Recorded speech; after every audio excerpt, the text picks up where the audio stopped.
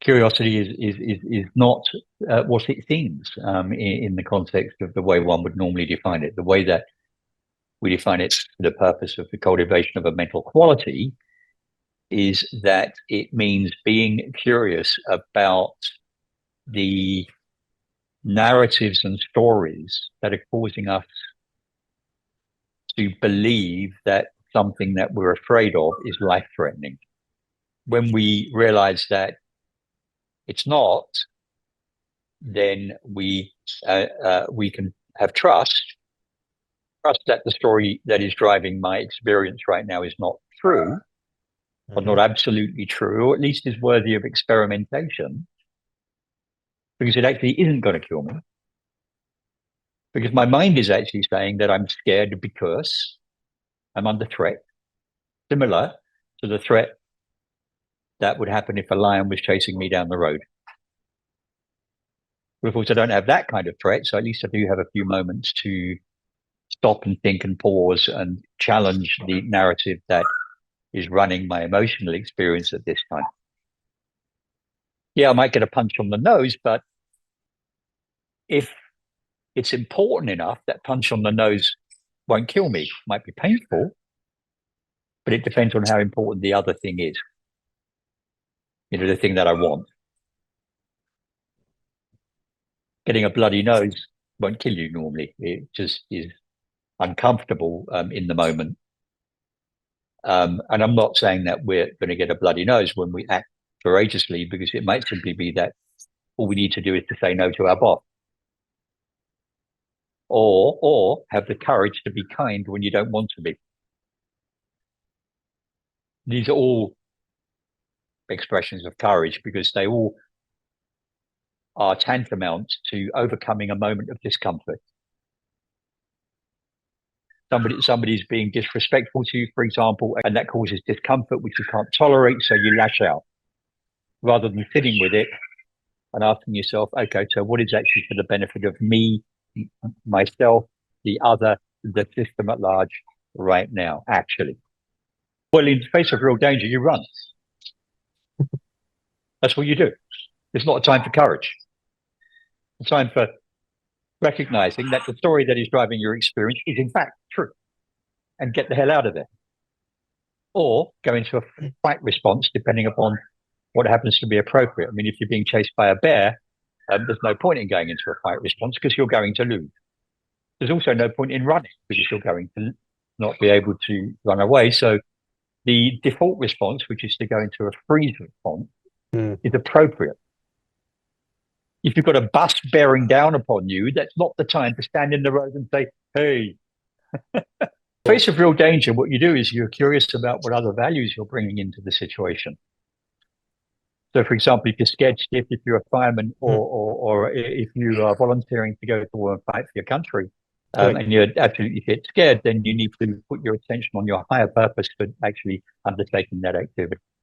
Doesn't mean that you're not going to be scared witless, but it means you're going to be able to take the action anyway, because it serves a higher purpose, probably. But these are rare situations. Most people just need the courage to move through their daily lives and get what they want to have in their lives through just overcoming somewhat trivial fears, in a way, that have got nothing to do with having bullets fired at you or running into a burning building. They're just to do with, I need to have a difficult conversation with my family, or with my boss, or with my staff even, that I don't want to have, in service of what is right for them, for the company, for the system, not just right for me now, but is right for the wider system in the longer term. Because remember, the default mind drives us into doing what is right for me now. And that's where we need the presence and the patience to know that that is the case, and then the curiosity to know that that which I'm reluctant to do is actually causing, the story that is driving that, and believing that story is causing more damage than what it is trying to protect me from. What you're doing is you're questioning the thought schema or process that is driving the emotional experience, which is causing our behavior or non-behavior. It's the emotional experience that causes behavior in the moment, Those emotions can be driven by thoughts that are arising in the mind that feed into the emotion. And that when the emotion is triggered, its job is to act on the mind to create more thoughts that support that emotion until we're right in the middle of an experience and we're frozen and we can't take the action that we want to take, or we take action that we don't want to take. Action in coaching, of course, you'll have done the work with the coach to actually rehearse. What is this storyline? Is it true? How do others experience this? Is it absolutely true? Is it always true? What are there others out there whom you would love to be able to show up similar to those people? What is it that you think that they're caring about in a particular moment that maybe you're not, or you're caring about something else more in that moment, which is driving your experience? Everybody's experience is driven by their emotional experience is driven by how life is showing up to them in the moment relative to what they care about in the moment. And if there's a disconnect, then it creates a negative emotional experience.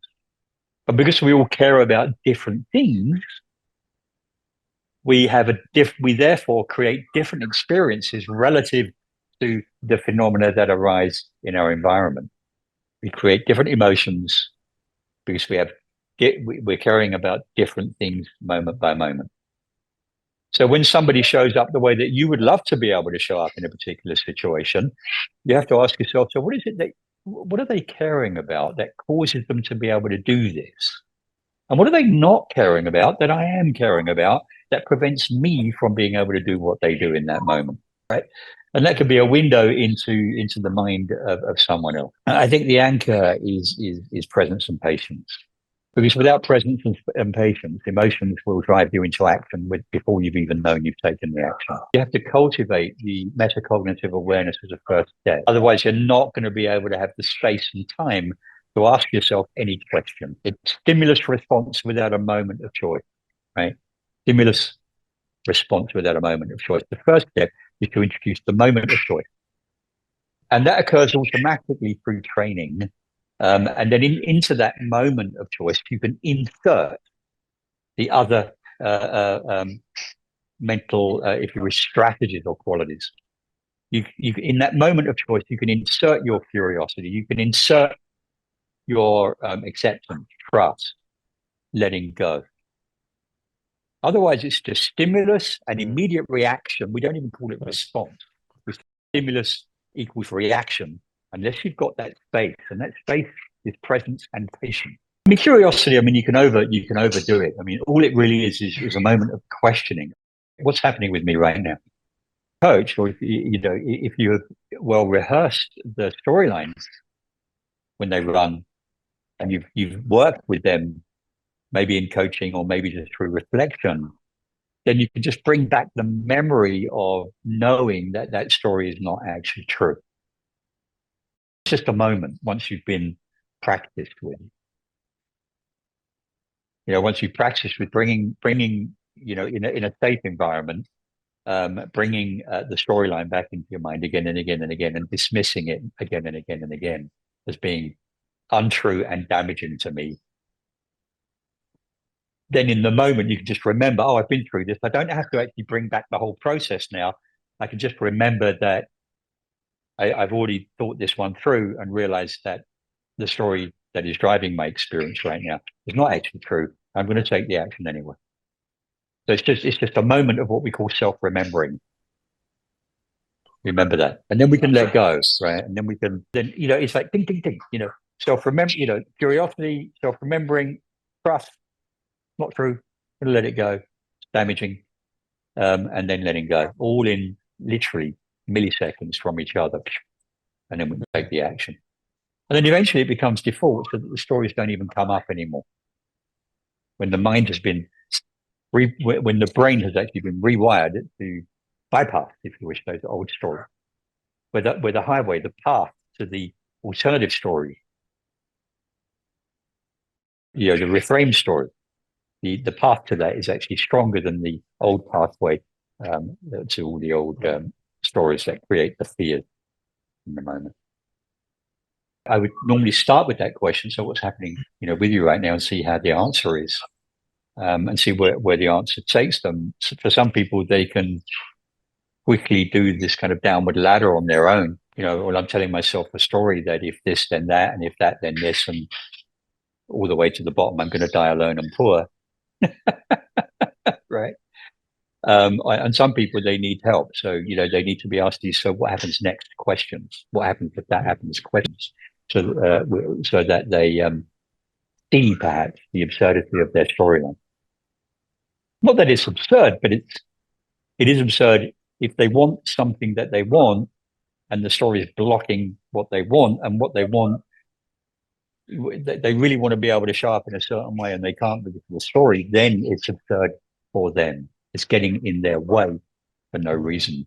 Remember that the stories are going back many, many years. Often they begin to be created at times when we can't remember early childhood. And they don't have much relevance to our current situation, except they get in the way of our goals and aspirations. A lot of it depends upon where they are, Asking the question, so what is it that I can do right now? Can lead to the answer, nothing. So but for some people, they don't have enough awareness to realize that actually their experience is subjective, and their emotional experience is subjective, and they are subject to things that are emotional trauma that happened to them in the past. That is creating the emotional memory that is being brought into the moment relative to a situation that's got nothing to do with the original reason why they had that emotion in the first place so many years ago. Generalized across other contexts, because we tried most of us try 24/7 to prevent the repetition of negative emotional experience. We can't tolerate it. We tell ourselves that we can't tolerate it and that it cannot be borne. And so we avoid it. So all of these coping strategies are just avoiding the prediction of a negative emotional experience. It's not even the prediction of harm. It's the prediction of a future negative emotional experience that's going to arise. We don't know that that's what we're doing, but that's actually what we're doing. Then the question, what can I do, can be moot, because we don't, without work, without that metacognitive awareness, we don't know that we have a choice. We are subject to the stories. And so we need to do the work of really challenging them and really being in the presence of a great coach who can help you to challenge the stories that are driving your experience in the moment and therefore driving your life and leading you to what you get, which may not be the same as what you want. Metacognition to me simply means the ability to watch your thoughts in action as they arise without being caught in them, and to know in that moment that they are not necessarily fact. So without metacognitive awareness, which basically is presence and patience and curiosity, without that, you don't have much chance of changing. Behavioral change normally requires, the precondition for behavioral change is metacognitive awareness, the ability to notice as they arise thoughts and feelings in the moment. If you don't notice them in the moment, they come up and immediately catch you, they hook you, and then you're off doing what they want. Starting point is what's happening right now, always, I believe. Because you can't be curious just about your past, because you're going to be parsing through a lot of stuff that's actually relevant, doesn't have any what we call causative impact or causal efficacy on your actions in the moment and your aspirations in the moment. So for most functional people, what they do is they start with the present, what's happening with me right now, and they will see if they're able to tease out the storylines that are driving their experience in the moment, which of course requires that patience and presence, present with my experience right now, rather than being caught in it, being able to just watch it. Oh, look at this. Feelings in the body, the thoughts in the mind, the relationship between the body and mind, and how they kind of work with and off each other to amplify experience. Feelings in the body create thoughts in the mind, create more feelings in the body until 300 milliseconds, and we've taken an action that we otherwise might not want to take. When we think about it a little bit more, one question I like to ask is, How often, how often are you taking action that requires cleanup later? Where maybe just a few minutes later you realize, oh, crikey, I possibly shouldn't have done that. I shouldn't have said that. If you ask that question, then people begin to realize the speed of reaction, where again and again they're falling into the hole. They don't see the hole, they fall into it, and then they can't get out. They can't find the ladder to get out of the hole. Quite often, the second step is you see the hole and then you fall in anyway, because your mind says, oh, this is not the time. This is not the time to bring curiosity and patience and trust and letting go. This is not the time. This is the time to do what I always did. So we see the hole and we fall straight into it, because the mind is very good at talking us out of changing. Third step, of course, we see the hole. This is metacognitive awareness, and then curiosity and letting trust and letting go. When we see the hole and we say, oh, around it. Of course, you could walk down another street, of course, if you want to avoid the situation altogether. We're not saying, if you're being abused or bullied or whatever, you might just want to walk down another street so the hole doesn't arise in front of you. That's fine. Or leave your job, or whatever.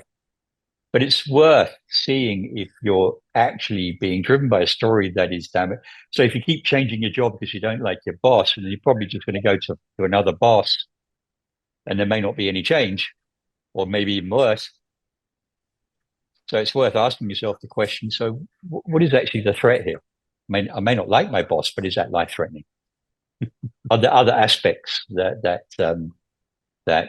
I enjoy about what I do? Because, you do get people, right? There's serial job hoppers or serial wife hoppers or husband, whatever it is, because they can't, they put too much emphasis on what they can't tolerate rather than what they can and what they like. Well, there's a lot of additional stuff there. So we need to have what we call motivational awareness or motivational capability, right? So firstly, we need to cultivate a sense of what and then how.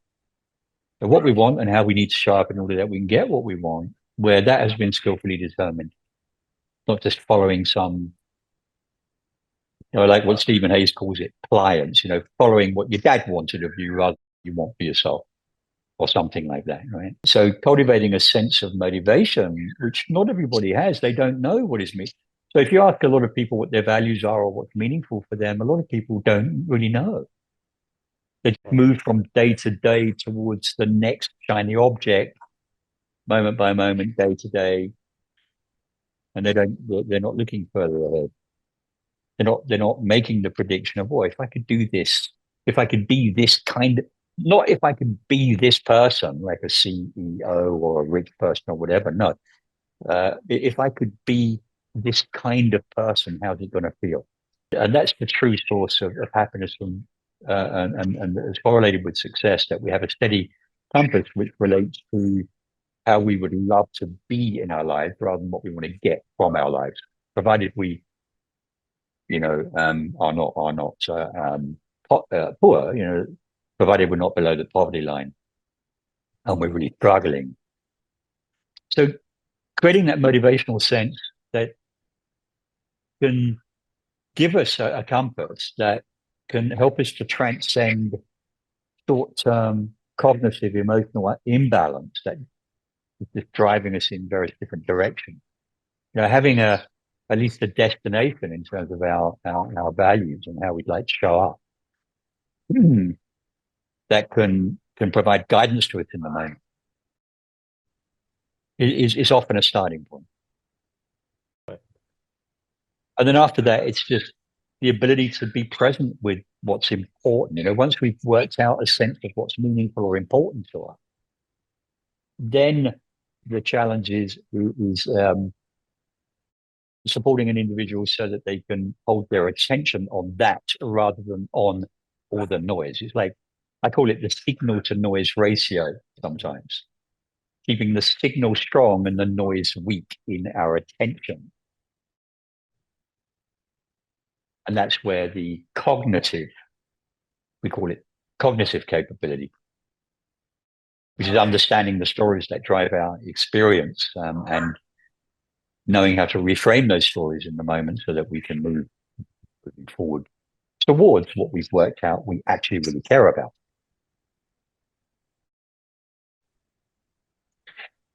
Now, if you don't know what you care about, get curious. You can either discover what has been hidden or pasted over by layers and layers and layers of stories, or you can create a sense of meaning through a number of different ways. Envisioning practices, journaling, tracking oneself being genuinely happy, so that eventually we know what are the causes and conditions of what we call genuine happiness for us. But again, that itself requires that metacognitive awareness. We need to be careful. We can't second guess everything that we do. Otherwise, we wake up in the morning and we won't know what to do next.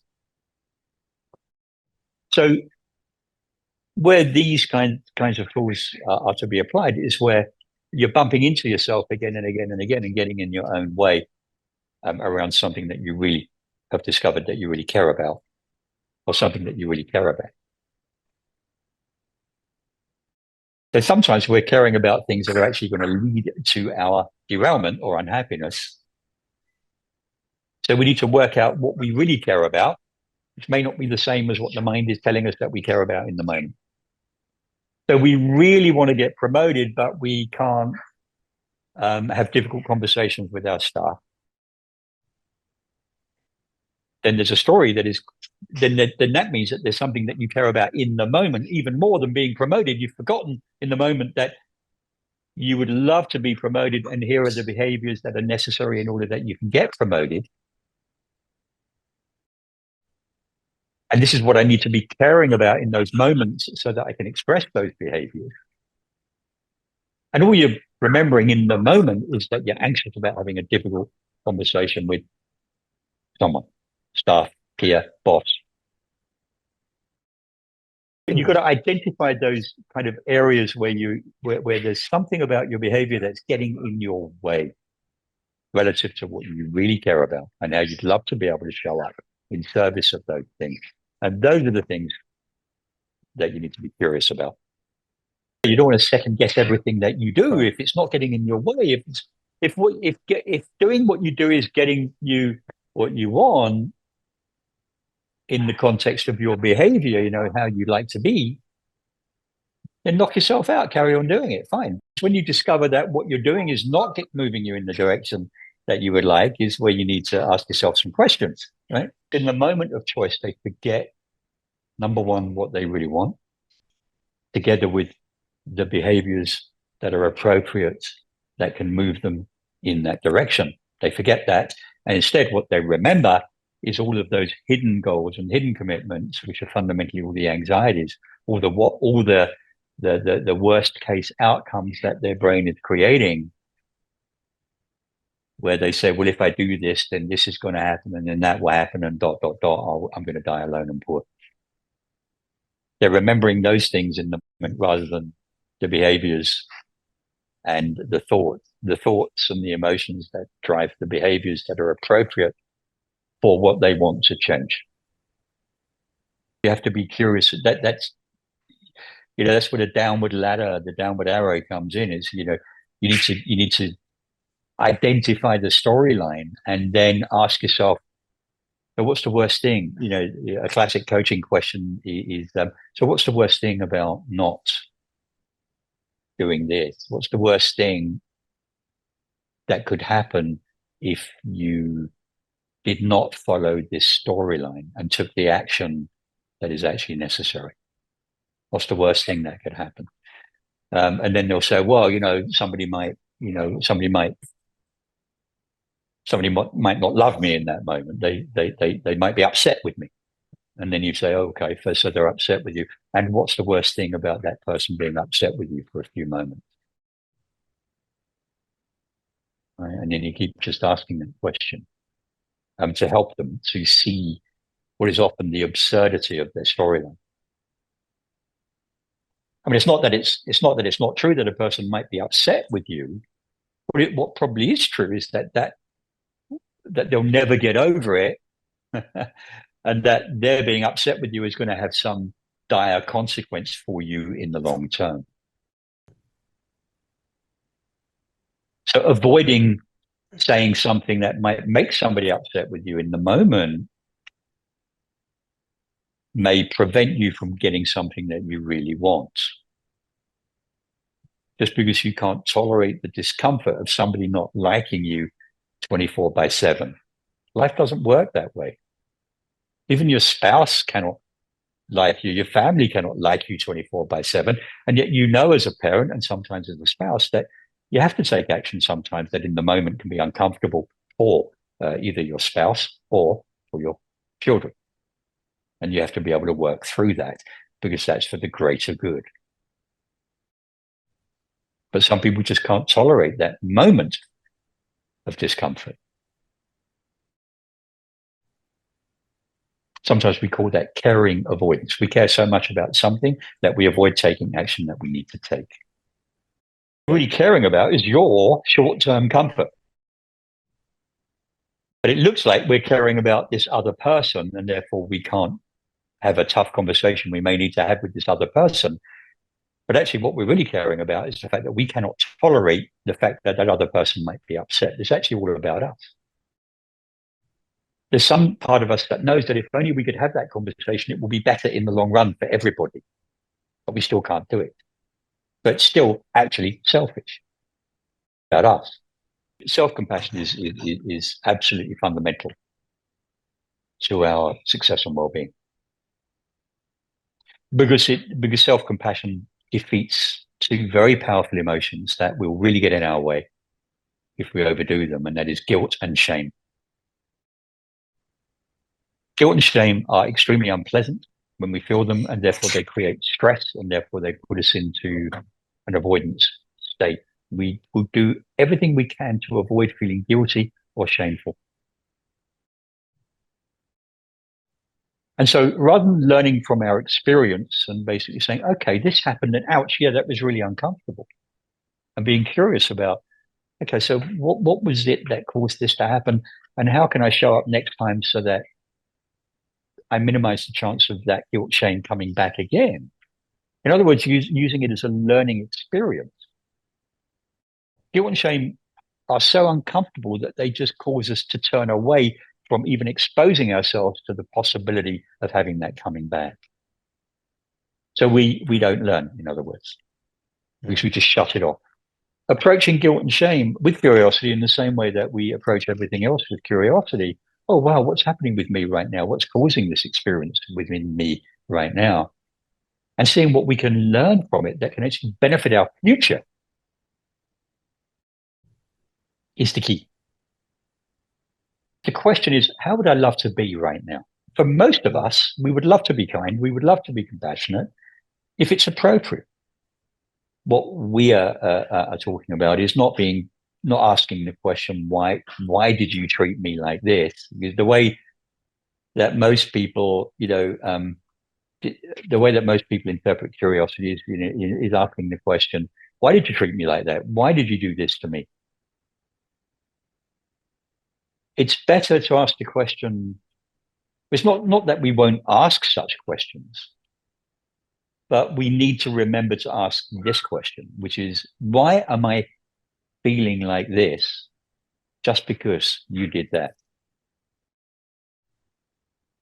Why am I feeling like this and therefore feel compelled to behave like that just because you did or said this? What's going on with me now?